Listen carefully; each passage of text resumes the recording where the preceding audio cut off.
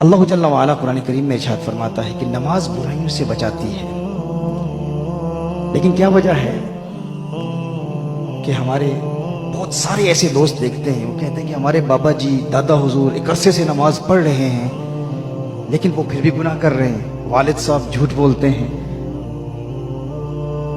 بہت سارے ایسے گناہ ہو جاتے ہیں، نوجوان کیا بزرگ کیا، گفتگو میں تلخی ہوتی ہے، بدنگاہی ہوتی ہے، غیبت کرتے ہیں۔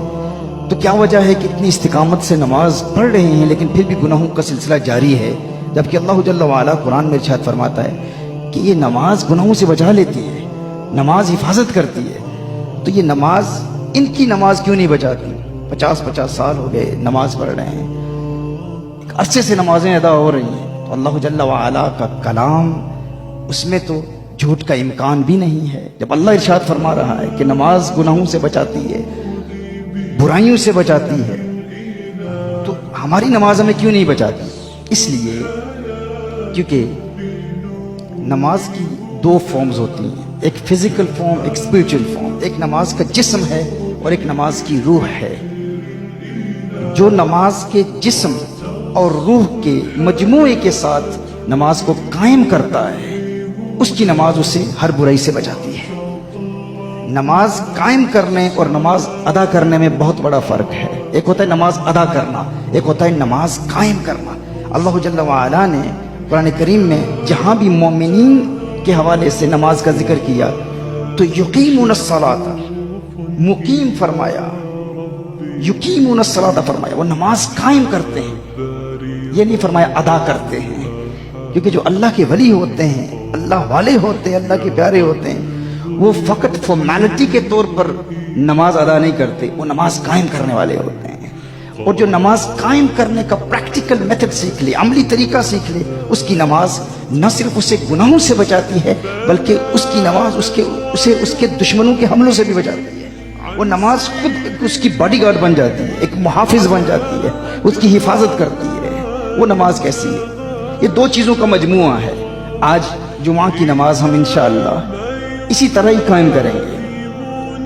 چند نکات ہیں انشاءاللہ، اگر یہ ذہن نشین ہو جائیں تو نماز سے پیار ہو جائے گا، ایسا پیار ہو جائے گا۔ وہاں برطانیہ میں ایسے بے شمار لوگ ہیں، ایسے غیر مسلم تھے جنہوں نے اسلام قبول کیا۔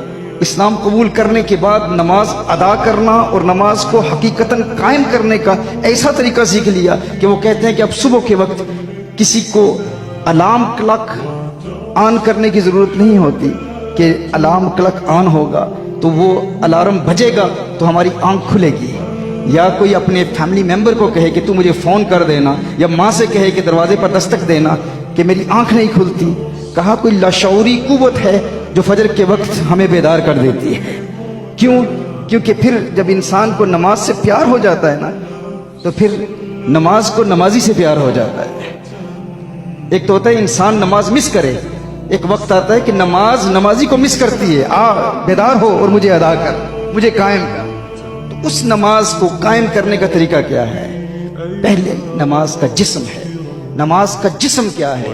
کہ نماز کے احکام کسی عالم سے، قاری صاحب سے باقاعدہ سیکھے جائیں، بنیادی احکام، بیسک بنیادی مخارج سیکھ لیے جائیں قرآن کریم کی آیات کی جو ہم نماز میں پڑھتے ہیں۔ اس کا فائدہ کیا ہوگا؟ کہ نماز کا جسم قائم ہوگا۔ مثال کے طور پر عام طور پر کسی سے کہتے ہیں ہم آپ کا کیا حال ہے؟ وہ کہتے ہیں الحمدللہ میں تو ٹھیک ہوں۔ اب الحمدللہ کا مطلب کیا ہے؟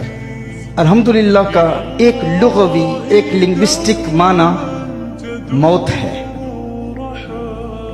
ہم کہنا یہ چاہ رہے ہیں تمام تعریفیں اللہ کے لیے ہیں، اور الیاذ باللہ الحمدللہ کہہ کے ہم نے یہ کہہ دیا کہ موت اللہ کے لیے ہے۔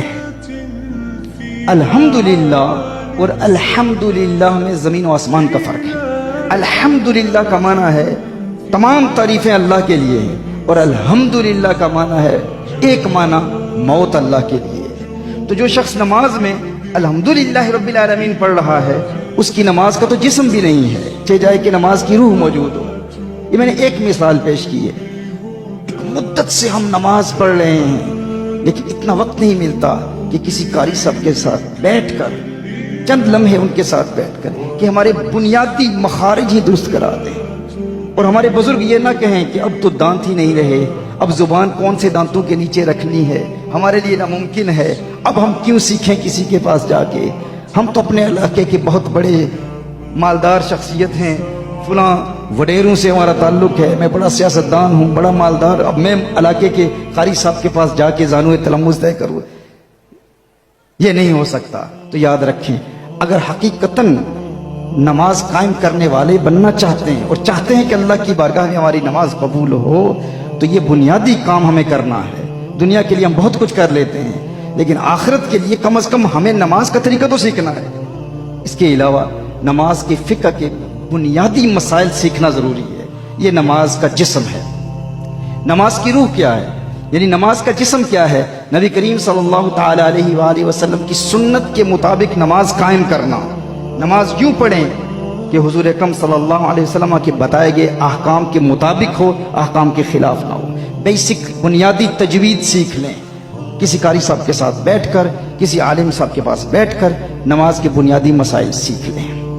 یہ نماز کا جسم ہے، اور ان پر عمل کریں تو نماز کا جسم موجود ہوگا۔ نماز کی روح کیا ہے؟ نماز کی روح یہ ہے کہ ابتدا سے لے کر انتہا تک، شروع سے لے کر آخر تک مکمل یکسوئی کے ساتھ، مکمل انہماک قلب کے ساتھ، مکمل توجہ کے ساتھ نماز ادا کی جائے، نماز قائم کی جائے۔ یعنی دنیا کے خیالات سے اپنے ذہن کو پاک کر کے نماز پڑھیں گے تو وہ نماز کی روح ہے۔ ان دونوں کے مجموعے کے ساتھ جو شخص نماز قائم کرتا ہے، وہ نماز اسے گناہوں سے بچا لیتی ہے۔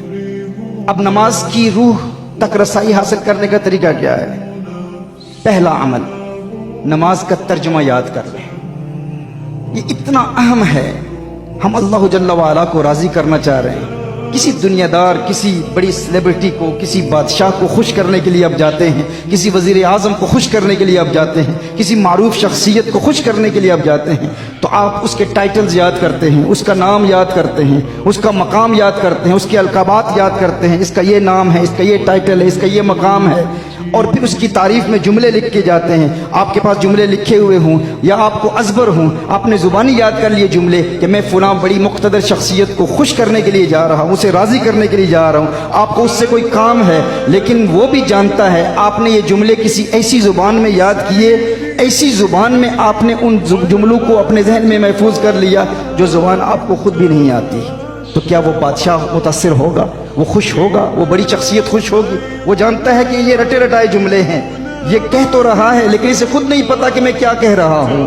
40 سال ہو گئے، 50 سال بیت گئے، داڑیاں سفید ہو گئی، التحیات للہ والصلوات پڑھ رہے ہیں، خلاق کائنات، پروردگار عالم، ساری دنیا کا خالق، ساری دنیا کا خلاق، وہ ساری دنیا کو بنانے والا، وہ بادشاہوں کا بادشاہ، اس سے بڑا کوئی قوی نہیں، اس سے بڑی طاقت کسی کی نہیں۔ دنیا دار کو خوش کرنے کے لیے جائیں تو اس کے القابات یاد کریں، کسی دوسری زبان میں یاد کر کے اس کے سامنے بیان کریں، یا یوں بیان کریں کہ اس کی سمجھ میں نہ آئے، وہ کبھی خوش نہیں ہوگا۔ اگر اسے پتا ہے کہ آپ کو بھی نہیں پتا کہ آپ اس کے متعلق کیا کہہ رہے ہیں، لیکن اللہ کو خوش کرنے کے لیے ہم جا رہے ہیں، لیکن ہمیں پتہ ہی نہیں کہ اللہم انا نستعین کا مطلب کیا ہے، ہمیں پتہ ہی نہیں الحمدللہ رب العالمین کا مطلب کیا ہے، ہمیں علم ہی نہیں التحیات للہ والصلوات کا مطلب کیا ہے۔ نماز کا مطلب تو یہ ہے کہ اللہ سے راز و نیاز کی باتیں کریں، لیکن اللہ سے باتیں کر رہے ہیں، خود پتہ ہی نہیں ہے کہ کیا رہے ہیں۔ اس کے لیے کتنا مشکل ہے، ایک ہفتے میں